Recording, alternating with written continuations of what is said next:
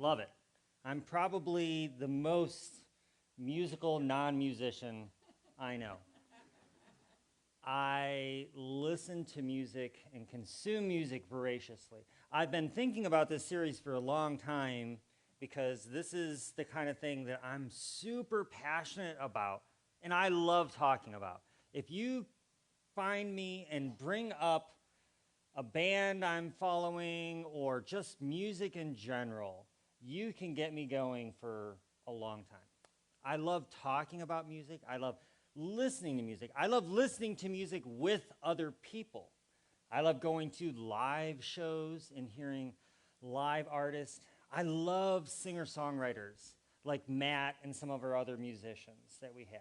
And Matt, of course, did an amazing job, as he always does here. I've gotten to know Matt, along with a couple of our other musicians outside of our Sunday morning environment. And I can confirm to you that they're just as cool of people in real life as they are on the stage. We sometimes hold musicians up on this pedestal and think that they're so amazing, and they're just really good at taking their emotions and putting it into music. At least the good ones are. My early exposure to music was complicated. I grew up, as some of you know, in a homeschooled Jesus cult where we were raised that rock music was going to steal your soul. And rock music wasn't just the classic things that you thought of like AC/DC and all of that. That was obviously evil to my Christian parents. We were raised to think that anything that had a syncopated beat was evil. This is an actual scan from a wisdom booklet. It's a homeschool curriculum that I was raised with about learning to replace rock music with melodious music. And the advice here is to cleanse your heart and home of any music that has the rock beat, a heavy or subtle beat on beats 2 and 4 and 4/4 time, also called a backbeat. Something that all of us describe as just normal music. In melodious music, the emphasis is on beats 1 and 3 and 4/4 time. Another sensual technique, and I think I might have heard Matt do this a little bit this morning, is called scooping. It involves vocalists starting just below the pitch and sliding up.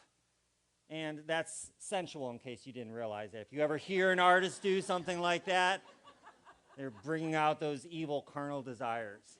And if you cannot locate melodious music, we will be happy to help you. Write to us at Triumphant Music, Box 1 in Oak Brook, Illinois. This was what I was raised in. So it's no surprise that my very first CD player that we got was a little kind of a boombox thing. And we went to buy our first CDs, and we were so excited. I was, 14, 15, 16, somewhere around there. And of course, we go to the Christian bookstore, and this was my first CD, Glad, the a cappella project. Because when you can't listen to music with a backbeat, that leaves you with hymns, classical music, some big band show tunes, and then lots and lots of a cappella music. So this was the hippest, coolest music I could find.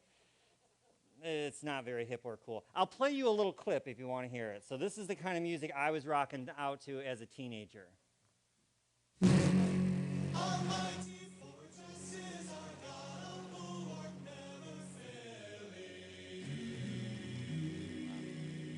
Good stuff, huh? This is what these guys looked like back when they were producing music then. And I'm a 16-year-old while other kids are listening to Beck and Nirvana, and I've got Glad.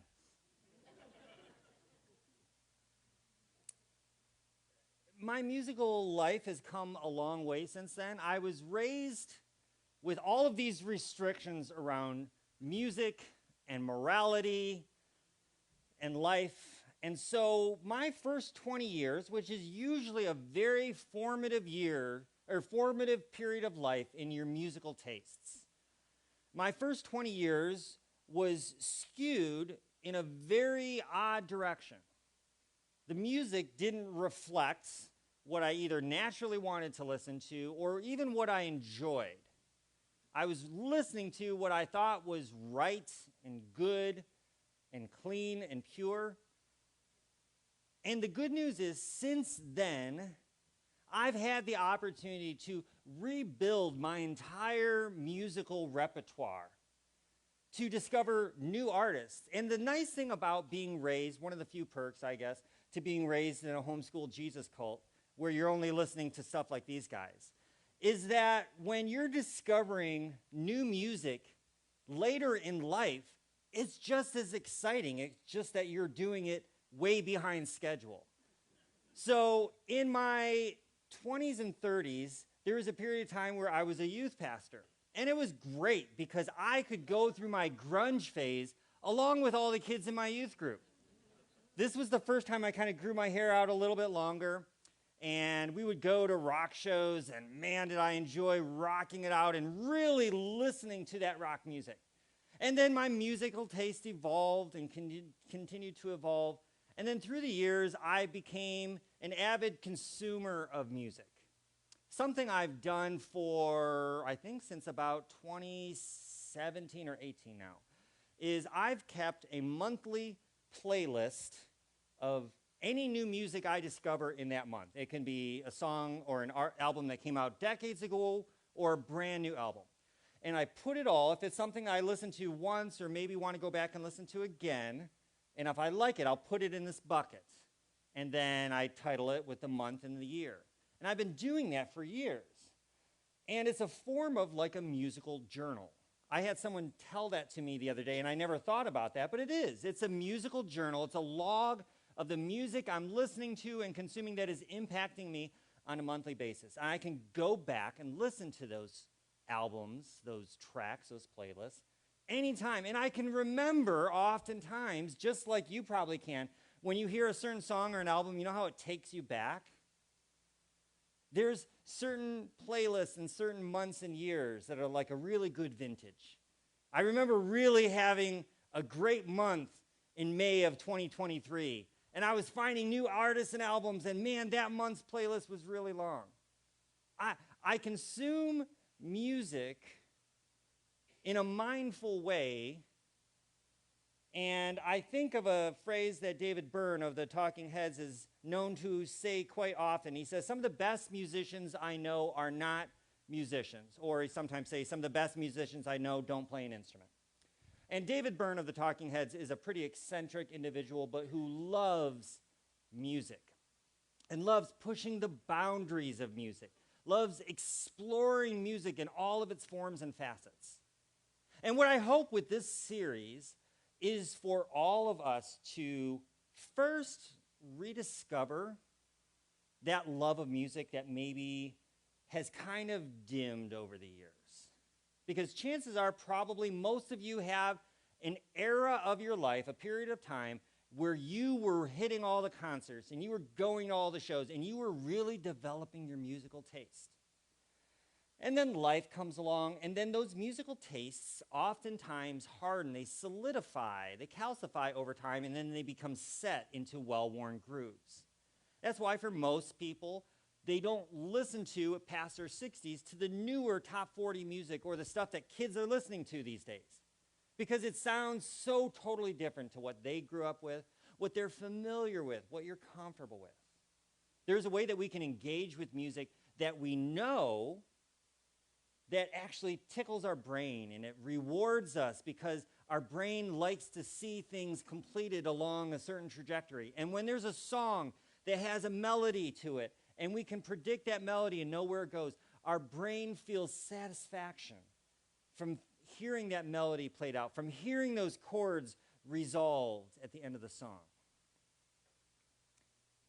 As people, as human beings, we're born with an innate appreciation for music. We are musical before we are verbal. If you go up to a baby, a newborn baby, you don't have to say any words that make sense. You can talk complete gibberish to them. But if you're saying it with a smile and with a goo goo gaga tone, they're going to respond to the tone.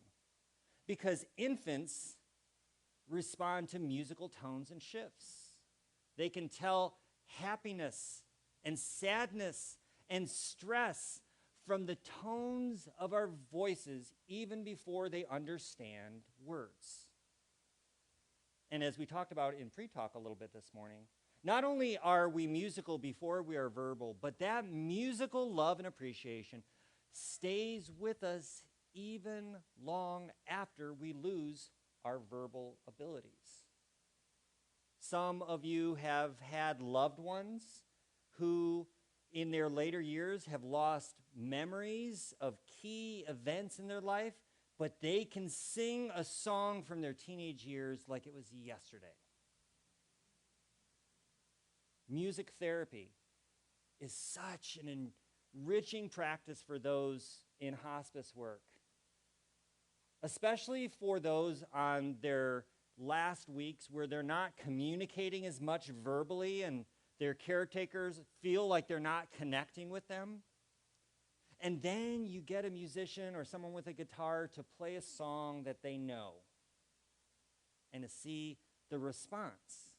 We're musical to our core before we were even verbal. Here's some examples. How would we say this phrase right here? Say it out loud. Oh, that was beautiful. So musical. It's got a little musical. So this is like how if we see a cute little puppy, we would say, "Aw," right? Or if we go to the ice cream shop and then we get up there and we ask for a pistachio fudge and they say, "I'm sorry, we're all out." Then we would say, "Aw." So we say it a little bit differently, don't we? How about this one? Ooh, exciting. I have another box of pistachio fudge in the back. Ooh, okay. But I'm sorry, we are not allowed to use that today. Ugh. How about this one? Hey. Okay, you see somebody you haven't seen in a while. A friend. Hey. That tonality that goes up. Or when something really, really bad happens. No. Our kids are really good at that one there. Toddlers are really good at expressing that. And to add that extra musical inflection, no, it just sounds like the end of the world. How about this one? Uh-oh. This is kind of a Western phrase that has its own melodic pitch. Uh-oh, uh-oh. That's why infants and kids and toddlers can learn phrases like that so quickly.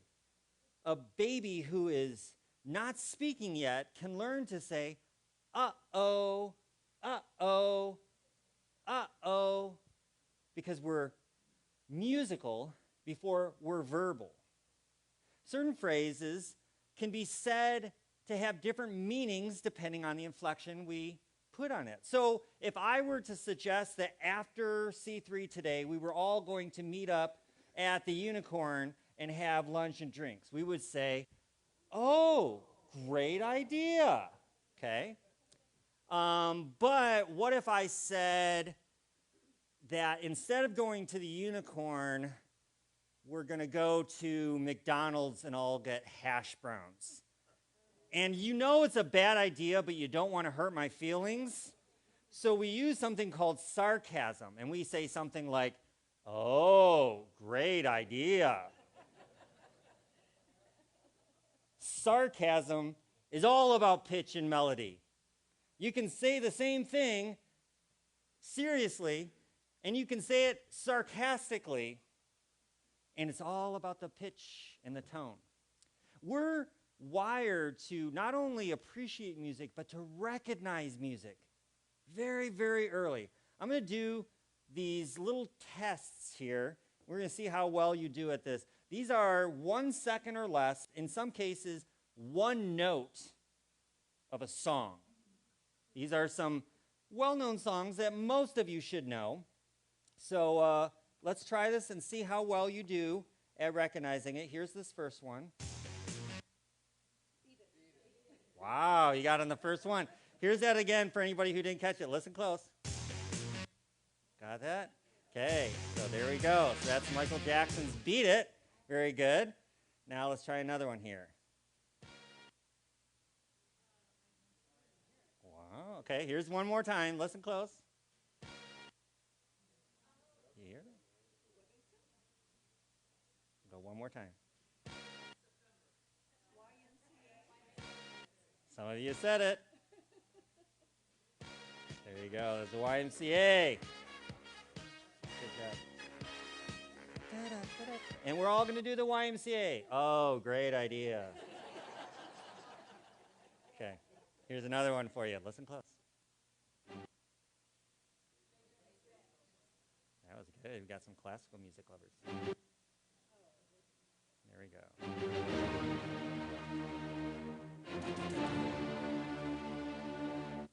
Here's another one. Listen. Okay, there we go. We got some Journey fans in here. Here we go. One more time. Right. Journey. Okay, good. Here's another one here. Let's listen close.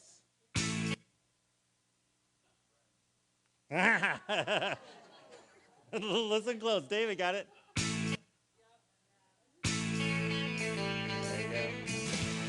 There you go. Good. All right, here we go.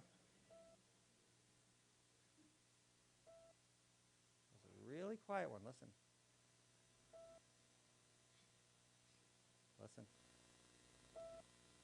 It's just one note.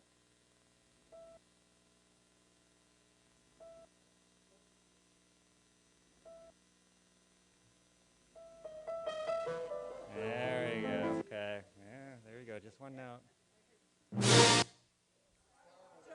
Thank you. I'm so glad you got that in the first time. I'd have been a little bit embarrassed if you didn't. Yeah, so that's John Williams there. Just that opening crash is so instantly recognizable. How about that one? It's a Pride Month tune.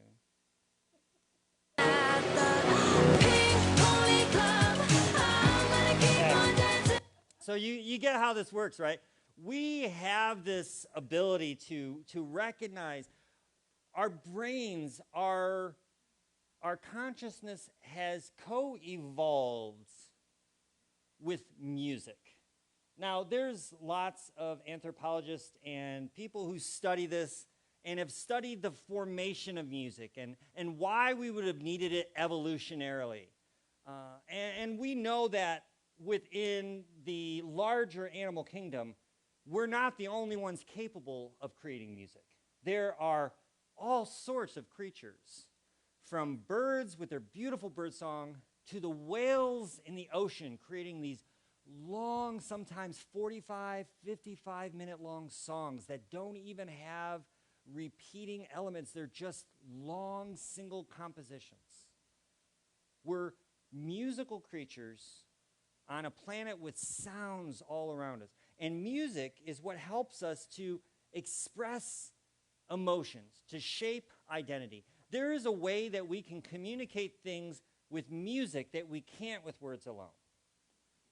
I could read the lyrics to a song to you, and even my best delivery is not going to have the same emotional impact as a guitar or a piano accompaniment and a good vocalist.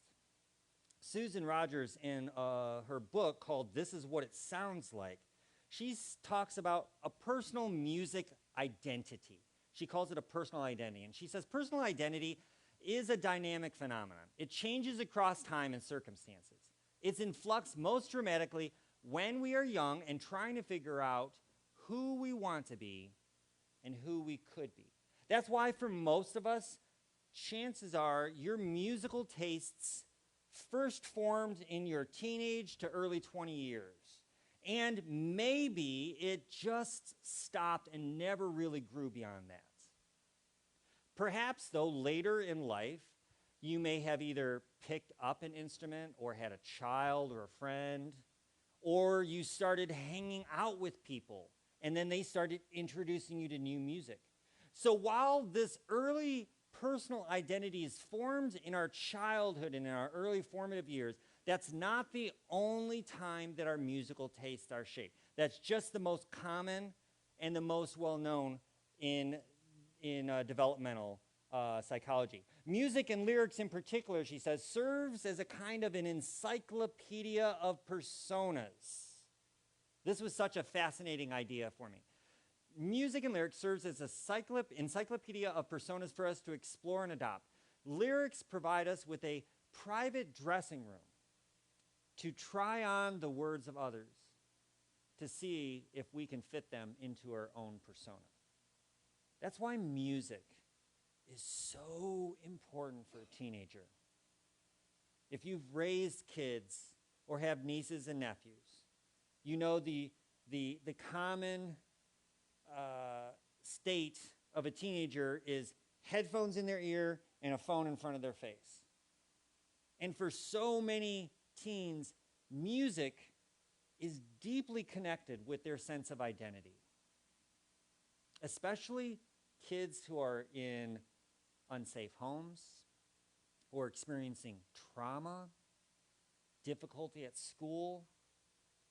Music can become a lifeline for those children because it allows them to give words to their emotions and feelings when they are simply not capable of doing that themselves.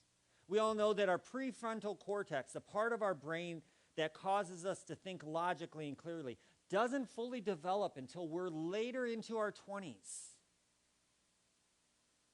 But the music we listen to, those emotions that we feel, run so much deeper than the prefrontal cortex. To appreciate a song, we don't have to be able to know the keys that it was played in. We don't have to know how to reproduce it. We don't have to have a good voice. We don't have to do any of those things. To appreciate it, we just simply need to open ourselves to it and allow the music to connect with us. And if a song has been written well by a songwriter who's writing from a place of real emotion, then those emotions are conveyed through that song. And then the person on the other side is impacted. Anybody who's ever heard songs about suicide, for example, there's an artist who did a song, Logic, who did a song on suicide that had the number for the hotline. And that song was one of his first viral songs that just blew up because there were so many kids, so many people who listened to that song and they found something in that song that they resonated with. And they're like, this song means something to me. We brought up this morning the song Plowshare Prayer by Spencer LaJoy. Every time Spencer comes and plays that song, even though we've heard it, some of us, maybe dozens of times, moves me in a powerful way. Because there's something about those lyrics and the place that Spencer wrote those lyrics from that connect with me and my story and where I'm at here and now, and the story of so many other who have been abused by religious systems and high control religion. A song can have a powerful effect on people. The music we love often reveals something about who we were. So remember, in our developmental years, we can kind of do a little bit of anthropology work and say, what type of home life did you experience in growing up? What type of songs were a part of your childhood? How did they shape you? If you grew up in the 60s and in the era of political expression and social justice songs and protest songs, those songs and those messages shape you. So the music is often reveals something about who we were, who we needed to be, and who we were becoming. When I was a youth pastor, I did one challenge with my youth group, and they won, and I cut my hair into a mohawk, dyed it bright orange, and kept it for a week. And I loved it. I loved going as many places I could, shopping, Walmart, didn't matter, because you could feel everybody's eyes on your back as you walk by and they turn and look at you. And that experience really taught me something because I felt for a week what it felt like to be a goth kid, a rocker, a punk rocker, a miscreant, all these things that people look at in the youth and like, pull your pants up. What are you doing? What are you listening to? And I felt for a moment what it felt like to be in those shoes and to receive attention. To know that eyes were looking at you, that people were thinking things about you. So your music oftentimes will reveal about who you need it to be. Some of the most interesting people to me are young kids, and especially when I was youth pastoring, some of the young kids who would, adopt the full goth persona with the chains and the dog collars and listen to all this heavy music are some of the nicest, sweetest, most adorable students. Their music simply is reflecting who they need to be. It gives them a sense of safety and identity to identify with sometimes these really, really dark, disturbed artists or bands because it connects with something in them. David Byrne, again, from the Talking Heads, he said in his book that he wrote called How Music Works, he said, song references are like emotional shortcuts and social acronyms. It's true, isn't it? I can tell you something with my words, but if I use a piece of music that you and I both know, it's instant shorthand that connects us, which is why concerts and live music are so powerful. In the weeks ahead, we're going to be getting into all the different ways that music connects us, but I want to spend some time especially thinking about how music connects us in groups. Because if you're not regularly, or at least semi-regularly, going out and listening to or singing music in large settings with other people, you're missing out on I think, one of the key ways to be human. In the same way that we know that there are birds who sing songs for audiences, and there are whales who have whale songs that they share, and then they take musical elements of that and pass that on, and then it's shared and grows. We know that this sharing of music and musical language is a part of who we are. It allows us to connect with this emotional shortcut or social shorthand. And listening is a practice.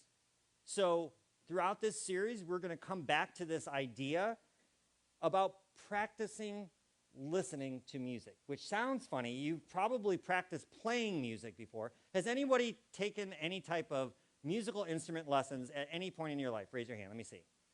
Most of us have. How many of you still play the instrument that you were? Okay, a lot less. We've all probably tried our hand at playing music. But did you know that listening to music is an art? It's something you can practice, something you can develop, you can get better at.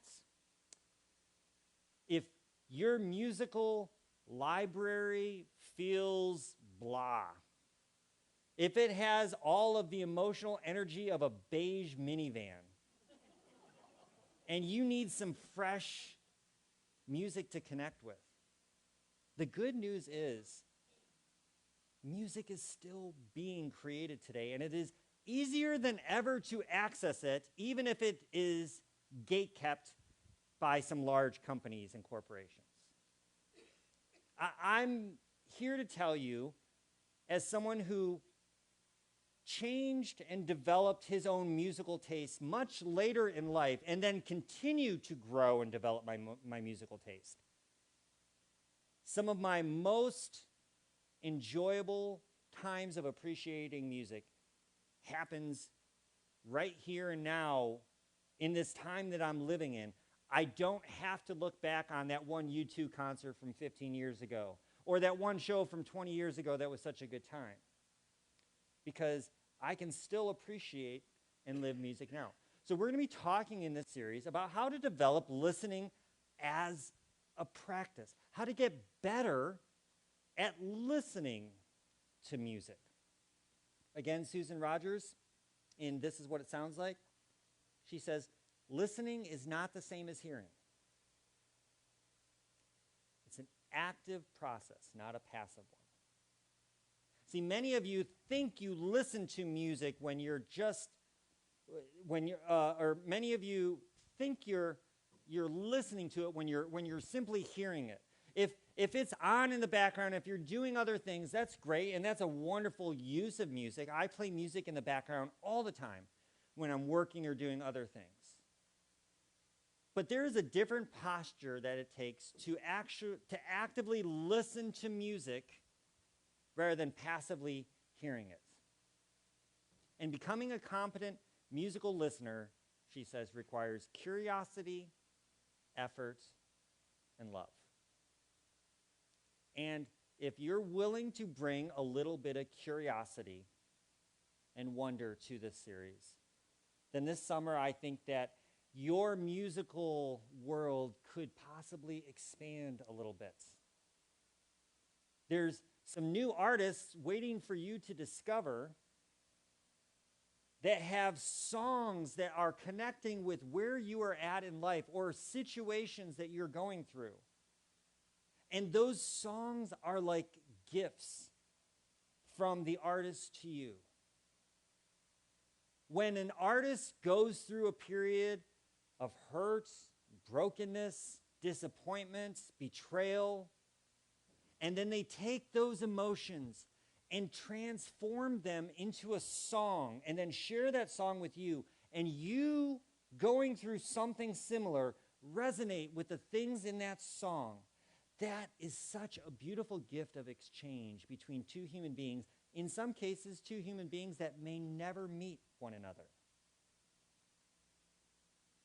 To connect with a gift that an artist leaves behind as a time capsule, to say, this was a hard time I went through, and I wrote this song, and now this song is a gift for you for when you go through a hard time. Or, if you need more happiness and joy in your life, there's plenty of playlists for that too. If you haven't put on a really good dancing playlist and danced in your kitchen recently, I'm hoping that by the end of this series, some of you may give that a try.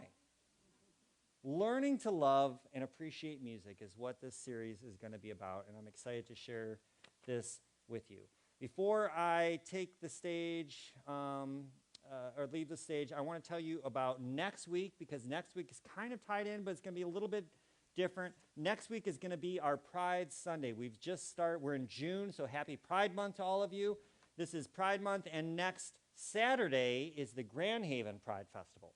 The next day, on the 14th, is our Pride Sunday, and we have Jay Kaplan, who is a staff attorney for Michigan's ACLU, the LGBTQ plus project. So he's been working for over 11, 12 years now. I think he last spoke at C3 over 10 years ago. He's a dynamic, engaging speaker. I'm really looking forward to him. And then we have Grace Tyson, who we've had in the past, but she's coming with her trio, the Grace Tyson Trio. So it's going to be a special Sunday. Really, really excited for that Pride Sunday next week. It's going to be a lot of fun. And then after that, we're going to just keep rolling ahead, exploring music and the ways that music connects with us in our lives. It's going to be a lot of fun. Thank you for joining us this morning. Let's have Matt come back up and share some more amazing music with us as part of our Summer of Sound.